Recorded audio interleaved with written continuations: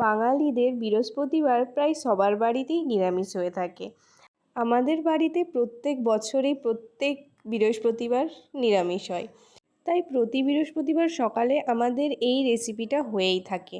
তাই আমি তোমাদের আজকে সেই নিরামিষ ঘুগনির রেসিপিটাই শেয়ার করছি।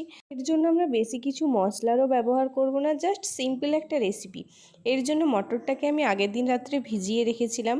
ভিজিয়ে রেখে তোমরা চাইলে 5 থেকে 6 ঘন্টাও ভিজিয়ে রাখতে পারো। ভিজিয়ে রাখার পর আমি মটরটাকে সিদ্ধ করে নিয়েছি। সিদ্ধ করার পর কড়াইতে তেল দিয়েছি। তেল দেওয়ার পর একটু চিনি দিয়ে দিয়েছি। এতে কী হয় বলো তো, এতে কালারটা ভালো আসে। এরপর একটা তেজপাতাকে ছেড়ে দিয়ে দিয়েছি আর একটা শুকনো লঙ্কা দিয়ে দিয়েছি। তারপর কিছুটা জিরে দিয়ে ভালো করে একটু ভেজে নিয়ে আমরা দিয়ে দিচ্ছি 2টো টমেটো কুচি। হ্যাঁ, ছোটো ছোটো টমেটো, তাই আমি 2টো ব্যবহার করেছি। আপনারা একটাই বড় ব্যবহার করতে পারেন। এবারে দেখো টমেটোটা ভালো করে ভাজা হয়ে গেলে আমরা এখানে দিয়ে দিচ্ছি আদা বাটা। আদা বাটা দেওয়ার উপরে একটু নুন দিয়ে দেবে। তাতে কি হবে বলো তো, এটা হয়তো সবাই জানো, তাতে আদাটাতে যে ছিটায় না ভাজার সময়, সেটা ছিটবে। এরপর আদাটা ভালো করে ভাজা হয়ে গেলে দেখো লাল হয়ে গেছে, মানে ভালো করে ভাজা হয়ে গেছে। এই পর্যায়ে আমরা দিয়ে দেবো জল কিছুটা, মশলাটা ভাজার মতো। এরপর আমরা কিছু গুঁড়ো মশলা দেব, কিছুই না, জাস্ট 2 চামচ লঙ্কা গুঁড়ি দিয়েছি আর দিয়েছি 2 চামচ হলুদ গুঁড়ো।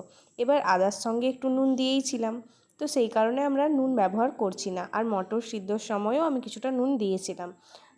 আপনারা চাইলে এখানে নুন ব্যবহার করতে পারেন। এবার দেখো মশলাটা ভালোভাবে ভাজা হয়ে গেছে। এই পর্যায়ে আমরা ওই সিদ্ধ করা মটরটা দিয়ে দিচ্ছি। এবার সিদ্ধর সময় কিছুটা জল আমি বেশি দিয়েছিলাম, যাতে আমাকে আর পরে জল না দিতে হয়। তো সেই কারণে দেখো এখানে জলটা দিয়ে আমি কষিয়ে নিয়েছিলাম, এক্সট্রা করে আর কোনো জল অ্যাড করিনি। আপনারা যদি ভাবেন আর একটু জল দেবেন তো দিয়ে দেবেন, কোনো প্রবলেম নেই। কিন্তু আমি একটাই কথা বলবো এখানে, যে আমরা তো কষা ঘুগনি করছি, তো সেই কারণে জল বেশি না দিলেই বেশি ভালো হয়। তো দেখো তারপরে জল দেওয়ার পর একটু ফুটিয়ে নিলেই রেডি এরকম নিরামিষ ঘুগনি। তোমরাও নিরামিষ দিনে বানিও, আর কেমন লাগলো অবশ্যই জানিও। টাটা।